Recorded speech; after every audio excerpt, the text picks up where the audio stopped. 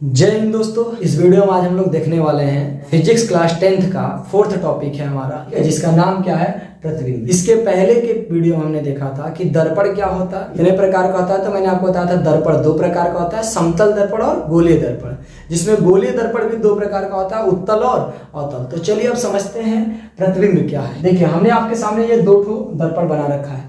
तो अगर आप आपसे पूछें कि ये कौन सा दर्पण है, तो आप बोलेंगे सर ये बाहर की तरफ से लेप किया गया है, परावर्तन अंदर की तरफ से हो गया, यानी ये अवतल दर्पण है। अगर आपसे पूछते हैं ये कौन सा दर्पण है, तो बोलेंगे सर अंदर की तरफ से लेप किया गया, बाहर की तरफ से परावर्तन होगा, इसका मतलब ये क्या है, उत्तल दर्पण। तो ये वस्तु है, क्या है ये वस्तु। मान लिया कोई वस्तु है, इस वस्तु से चलने वाली कम से कम दो प्रकाश की किरणें, कितनी, दो। मेरी बात ध्यान समझिएगा, किसी वस्तु का प्रतिबिंब बनाने के लिए कम से कम दो प्रकाश की किरणों की आवश्यकता होगी।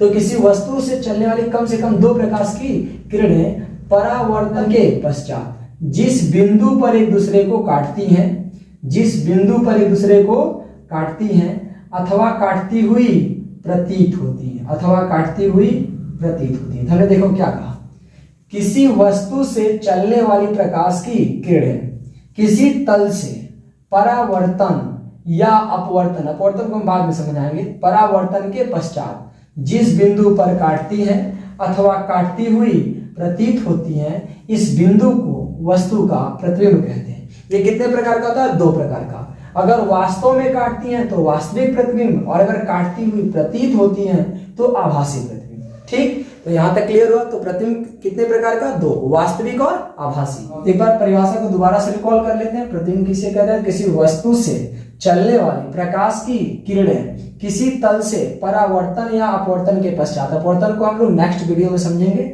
जिस बिंदु पर एक दूसरे को काटती हैं या काटती हुई प्रतीत होती है, उस बिंदु को वस्तु का प्रतिबिंब कहते हैं। दो प्रकार का वास्तविक प्रतिबिंब क्या है, यदि वास्तव में काटती हैं तो वास्तविक प्रतिबिंब, काटती हुई प्रतीत होती हैं तो आभासी प्रतिबिंब। अब समझते हैं गोलीय दर्पण से संबंधित परिभाषा। पहले देखिए हम बनाते हैं गोलीय दर्पण।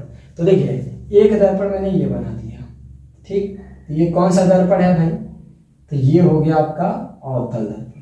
कौन सा हो गया, अवतल दर्पण। ठीक, एक हमने और बना दिया, बताइए ये कौन सा दर्पण है, तो ये हो गया उत्तल दर्पण। कौन सा दर्पण हो गया, उत्तल दर्पण। ठीक, तो चलिए देखते हैं। हमने अपने सामने एक गोलीय दर्पण बना दिया है। तो देखिए इसमें सबसे पहला परिभाषा है ध्रुव। गोलीय दर्पण संबंधित परिभाषा सबसे पहला परिभाषा क्या है, ध्रुव। ध्रुव को हम प्रदर्शित किससे करते हैं, तो पी से करते हैं, पोल कहते हैं, पोल। तो ये जो दर्पण है जिसमें से परावर्तन होगा, जिस तल से उसे परावर्तक तल कहेंगे, जिस तल से परावर्तन होगा उसे परावर्तक तल कहेंगे। इस दर्पण के परावर्तक तल के मध्य बिंदु को, दर्पण के परावर्तक तल के मध्य बिंदु को हम ध्रुव कहते हैं, दर्पण का ध्रुव कहते हैं। प्रदर्शित किससे करते हैं, पी से। तो दर्पण के परावर्तक तल जिधर से परावर्तन होगा उसके मध्य बिंदु को दर्पण का ध्रुव कहते हैं। प्रदर्शित किससे करते हैं, पी से। तो ये पहला परिभाषा हुआ ध्रुव के बारे में। कोई दिक्कत, तो दर्पण के परावर्तक तल के मध्य बिंदु को दर्पण का ध्रुव कहते हैं। अब ध्यान समझिए, ये दर्पण किसी न किसी खोखले गोले का कटा हुआ भाग रहा होगा। ये दर्पण किसी न किसी खोखले गोले का कटा हुआ भाग रहा होगा। तो दर्पण जिस खोखले गोले का कटा हुआ भाग होगा उस गोले के केंद्र तो होगा ही होगा। इस केंद्र को हम क्या कहते हैं, वक्रता केंद्र कहते हैं। क्या कहते हैं, वक्रता केंद्र। प्रदर्शित किससे करते हैं, तो सी से करते हैं। तो गोलीय दर्पण जिस खोखले गोले का कटा हुआ भाग होता है उसके केंद्र को वक्रता केंद्र कहते हैं। प्रदर्शित सी से करते हैं। देखिए इस अवतल दर्पण में वक्रता केंद्र इस साइड से हम, तो हमने कहा दिया यहाँ सी है। ये उत्तल दर्पण देखिए इसका गोला इस साइड आएगा, इसलिए इसका केंद्र इस साइड आएगा। तो इसका वक्रता केंद्र क्या हो गया, सी इधर हो गया, राइट साइड में। ठीक, तो वक्रता केंद्र समझ में आया। इसके बाद नेक्स्ट रीडिंग है मुख्य अक्ष। क्या है, मुख्य अक्ष। तो मुख्य अक्ष तो एक लाइन है, मुख्य अक्ष क्या है, एक रेखा है। तो मुख्य अक्ष क्या होती है, वक्रता केंद्र और दर्पण के ध्रुव, वक्रता केंद्र और दर्पण के ध्रुव से होकर जाने वाली रेखा, होकर जाने वाली रेखा क्या कहलाती है, मुख्य अक्ष कहलाती है। दर्पण के वक्रता केंद्र और दर्पण के ध्रुव से होकर जाने वाली रेखा मुख्य अक्ष कहलाती है।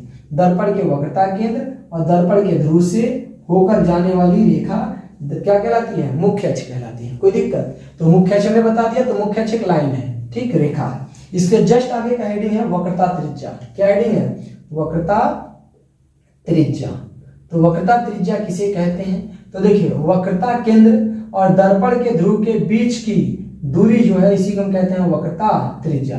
दर्पण का वक्रता केंद्र और ध्रुव के बीच की दूरी को वक्रता त्रिज्या। दर्पण का वक्रता केंद्र और ध्रुव के बीच की दूरी को वक्रता त्रिज्या कहते हैं। कोई दिक्कत? उम्मीद करते हैं यहां तक समझ में आया होगा। इसके जस्ट बाद हेडिंग है मुख्य फोकस। अच्छा, वक्रता त्रिज्या को प्रदर्शित किससे करते हैं? आर से। इसके जस्ट आगे का हेडिंग है मुख्य फोकस। ठीक, इसे किसे कहते हैं? तो किसी मुख्य, देखो ये दर्पण है, ये दर्पण का मुख्य अक्ष है, तो दर्पण के मुख्य अक्ष के समांतर आने वाली प्रकाश की किरणें दर्पण से टकराएगी तो यहां से क्या होगा? परावर्तन। तो दर्पण के परावर्तन के पश्चात मुख्य अक्ष को जिस बिंदु पर काटती है, इस बिंदु को दर्पण का फोकस बिंदु या केवल फोकस कहते हैं।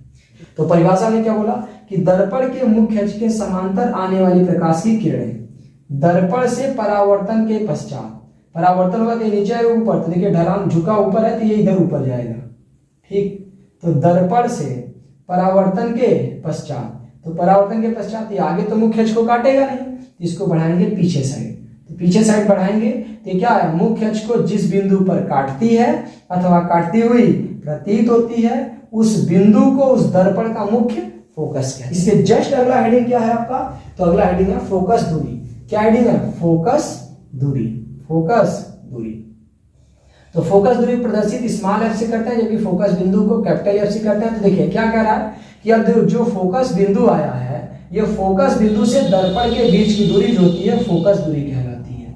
तो फोकस बिंदु से दर्पण के बीच की दूरी क्या कहलाती है? फोकस दूरी कहलाती है। ठीक है, तो फोकस दूरी के जस्ट आगे है द्वारक। द्वारक का मतलब देखिए, ये दर्पण जो गोली दर्पण था, ये इसका इधर का इनिशियल पॉइंट है, ये फाइनल पॉइंट है। तो किसी गोली दर्पण की सीधी लंबाई को, किसी गोली दर्पण की सीधी लंबाई को दर्पण का द्वारक कहते हैं। किसी गोलीय दर्पण की सीधी लंबाई को दर्पण का द्वारक कहते हैं। कोई दिक्कत? तो हमने आपको बताया गोली दर्पण से संबंधित परिभाषा। अब इसी समय ये समझ लीजिएगा वस्तु की दूरी क्या होती है। तो देखिए ये दर्पण है, दर्पण से दूरी पर जितना ज्यादा दूर हम ये वस्तु रखे हैं, तो कितन ये वस्तु जो हम रखे हैं दर्पण से, ये जो दूरी होगी वस्तु की, यही होगी वस्तु की दूरी। इसे प्रदर्शित करते हैं यूसी, केवल जानकारी याद रखना। इसमें अगर मान लीजिए हमने यहाँ पर वस्तु रखा है, तो दर्पण ये जो वस्तु है, ये दर्पण से जितनी दूरी पर होगा इसे वस्तु की दूरी कहते हैं। कोई दिक्कत? इसको मिटा करके रिकॉल कर लेते हैं। ये है गोलीय दर्पण। क्या है? गोलीय दर्पण। तो गोलीय दर्पण के मध्य बिंदु को, गोलीय दर्पण के मध्य बिंदु को हम ध्रुव कहते हैं, प्रदर्शित इसे करते हैं पी से। ठीक, और गोलीय दर्पण जिस कांच के खोखले गोले का कटा हुआ भाग होता है, उसका कोई ना कोई केंद्र रहा होगा, तो इस केंद्र को हम क्या कहते हैं? वक्रता केंद्र कहते हैं। क्या कहते हैं? वक्रता केंद्र कहते हैं। और वक्रता केंद्र और ध्रुव से होकर जाने वाली रेखा क्या कहलाती है? मुख्य अक्ष कहलाती है। क्या कहलाती है? मुख्य अक्ष। तो ये हो गया आपका ध्रुव। क्या हो गया? ध्रुव। और ये क्या हो गया आपका? वक्रता केंद्र। क्या हो गया? वक्रता केंद्र। ठीक, और इसके बाद ये जो लाइन जा रही है सीधे, इसको हम क्या कह देते हैं? मुख्य अक्ष। क्या कहते हैं? मुख्य अक्ष। और ये वो दर्पण है, कौन सा दर्पण है ये? तो अवतल दर्पण है, अवतल दर्पण। ठीक, इसके बाद हम समझते हैं मुख्य फोकस के बारे में। तो हमने क्या कहा? मुख्य फोकस से पहले ये समझ लेते हैं वक्रता त्रिज्या। तो वक्रता केंद्र से ध्रुव के बीच की दूरी जो है, इसको हम कहते हैं वक्रता त्रिज्या। और इसके बाद मुख्य फोकस था, तो दर्पण के मुख्य अक्ष के समांतर आने वाली प्रकाश की किरणें दर्पण से परावर्तन के पश्चात मुख्य जिस बिंदु पर काटती है, या उस वाले दर्पण रहेगा तो काटती हुई प्रतीत होती है, इस बिंदु को मुख्य फोकस अथवा फोकस बिंदु कहते हैं। कैपिटल एफ से प्रदर्शित करते हैं। इसी के जस्ट बाद था फोकस दूरी। तो हमने कहा फोकस बिंदु और दर्पण के बीच की दूरी को फोकस दूरी कहते हैं।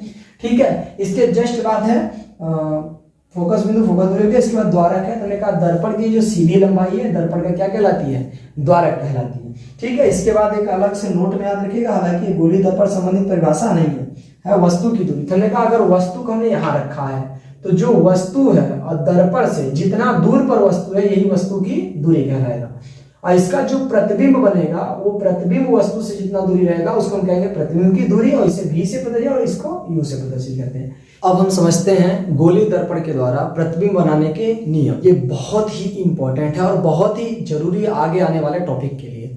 अगर आप यहाँ समझ जाते हैं तो आगे आने वाले टॉपिक आपको 100% समझ में आएंगे। ठीक है, ये नियम आपको याद रखना है चाहे जैसे। तो देखिए गोलीय दर्पण के द्वारा प्रतिबिंब बनाने के नियम आपको समझने हैं। तो इनके टोटल 4 नियम होते हैं। कितने नियम होते हैं? 4 नियम। 4 तरह से किरणें आती हैं, तो किरणें कहाँ से आती हैं तो कहाँ से जाती हैं, ये बातें आपको एकदम याद रखने की जरूरत है। इसमें कहीं भी गड़बड़ होना नहीं चाहिए, आप सभी को याद रखना है, ठीक है। देखिए, जब किरण कहाँ से आती है, मुख्य अक्ष के समांतर आती हो, तो ये पहला पॉइंट है। जैसे हमने कहा, देखिए ये है कौन सा दर्पण, तो ये हो गया अवतल दर्पण। एक और हमने बना दिया, ये कौन सा दर्पण है भाई, तो ये हो गया उत्तल दर्पण। अब ये है देखिए मुख्य अक्ष, इसमें ये क्या है, मुख्य अक्ष। तो सबसे पहला पॉइंट कह रहा है कि जब किरण मुख्य अक्ष के समांतर आपतित होती है, देखिए मुख्य अक्ष के क्या हो, समांतर आपतित होती है। याद रखिएगा, जब टकराएगी ना तो हमेशा कहाँ से निकलेगी, फोकस से निकलेगी। कहाँ से निकलेगी, फोकस से। आपको ये बात याद रखनी है, जब किरण मुख्य अक्ष के समांतर आती है तो परावर्तन के पश्चात कहाँ से जाएगी, फोकस से। और इसमें देखिए उत्तल दर्पण में जब किरण मुख्य अक्ष के समांतर आती है तो परावर्तन के पश्चात ऐसे निकल जाएगी। तो देखिए ये फोकस से जाएगी नहीं, लेकिन फोकस से जाती हुई प्रतीत होगी, फोकस से जाती हुई प्रतीत होगी। तो सबसे पहला पॉइंट समझ आया कि जब किरण मुख्य अक्ष के समांतर आएगी, मुख्य अक्ष के समांतर आएगी तो परावर्तन के पश्चात मुख्य अक्ष के फोकस से होकर के जाती है। कहां से जाती है, फोकस से। दूसरा नियम क्या कहता है, हमने बना लिया कौन सा दर्पण भाई, अवतल दर्पण। और ये कौन सा दर्पण है, तो ये हो गया उत्तल। ये इसकी मुख्य अक्ष, ये इसका मुख्य अक्ष, ठीक। देखिए ध्रुव से होकर आने का मतलब क्या है कि ये है ध्रुव, क्या है, ध्रुव। यहां भी ये क्या है, ध्रुव। अगर किरण ध्रुव पर आती है तो क्या होगा, तो जितना कोण से आई है, जितने कोण से आई है उतने ही कोण से क्या हो जाती है, परावर्तित हो जाती है। तो ये कोण दोनों क्या होगा, बराबर होगा। ये दोनों क्या होगा, बराबर। ठीक ऐसे इसमें जितने कोण पर आपतित हुई है, जितने कोण पर आपतित हुई है उतने ही कोण पे क्या हो जाएगी, तो उतने ही कोण पर परावर्तित हो जाएगी। यानी यहां पर ये जाएगी, यानी कि जब किरण ध्रुव P पर आपतित होती है तो परावर्तन के पश्चात जितने कोण पर आपतित हुई थी उतने ही कोण से क्या हो जाती है, परावर्तित हो जाती है। ये दूसरा नियम। तीसरा पॉइंट आपको याद रखना है, इसमें भी देखिए हमने ये बना दिया कौन सा दर्पण, अवतल दर्पण। ये कौन सा भाई, तो ये हो गया उत्तल दर्पण। ये क्या है, इसका मुख्य अक्ष, इसका ये क्या है, मुख्य अक्ष। दूसरा पॉइंट क्या है, क्या रहा है तीसरा में, कि जब किरण कहां से आती है, फोकस पर। तो ये मान लेते हैं इसका फोकस बिंदु है। तो यहां से देखिए किरण आ रही है, कहां से आ रही है, फोकस से। तो जैसे ही दर्पण से परावर्तन होगा मुख्य अक्ष के समांतर हो जाएगी। यहां देखिए, तो इसका फोकस तो इस साइड होता है। देखिए फोकस से आती हुई क्या हो रही है, प्रतीत हो रही है। फोकस से आती हुई क्या हो रही है, इसमें प्रतीत हो रही है। ये परावर्तन के पश्चात मुख्य अक्ष के समांतर हो जाएगी। तो जब किरण फोकस बिंदु पर आएगी तो परावर्तन के पश्चात मुख्य अक्ष के समांतर हो जाएगी। जब किरण फोकस बिंदु पर आती हुई प्रतीत होगी तो परावर्तन के पश्चात मुख्य अक्ष के समांतर हो जाएगी। और देखिए लास्ट है, जब किरण वक्रता केंद्र पर आपतित होती है। तो ये हमने एक दर्पण बना दिया, कौन सा दर्पण है, तो ये हो गया अवतल दर्पण। ये कौन सा दर्पण, उत्तल दर्पण। ये क्या है, मुख्य अक्ष, इसमें ये क्या है, मुख्य अक्ष। तो अभी लास्ट पॉइंट है, जब कहां पे आती है, वक्रता केंद्र पर। तो ये देखिए इसका वक्रता केंद्र है, क्या है, वक्रता केंद्र। इसका वक्रता केंद्र इस साइड होगा, ये वक्रता केंद्र है। देखिए अगर इसमें प्रकाश किरण कहां से है, वक्रता केंद्र से होकर के है, वक्रता केंद्र से होकर के है। तो याद रखिएगा, अगर वक्रता केंद्र यहाँ पर, तो वक्रता केंद्र से होकर नहीं आएगा, लेकिन आता हुआ प्रतीत होगा, आता हुआ प्रतीत होगा, सही है ना। तो याद रखिए, जब किरण वक्रता केंद्र से आती है तो जिस रास्ते पर आती है परावर्तन के पश्चात उसी रास्ते पर वापस लौट जाती है। जब प्रकाश किरण वक्रता केंद्र पर आती है तो जिस रास्ते पर आती है उसी रास्ते पर टकराने के पश्चात क्या हो जाएगी, वापस लौट जाएगी। तो ये रहा गोली दर्पण के द्वारा प्रतिबिंब बनाने के नियम। तो टोटल कितने नियम, 4। पहला कहां से है, समांतर, समांतर आएगी तो फोकस से जाएगी। दूसरा ध्रुव से, तो ध्रुव पे आएगी तो जितने कोण पे आएगी उतने कोण से परावर्तित हो जाती है। तीसरा है, जब किरण फोकस बिंदु पर आपतित होती है, तो याद रखिए फोकस बिंदु पर आपतित होगी तो परावर्तन के पश्चात मुख्य अक्ष के समांतर जाएगी।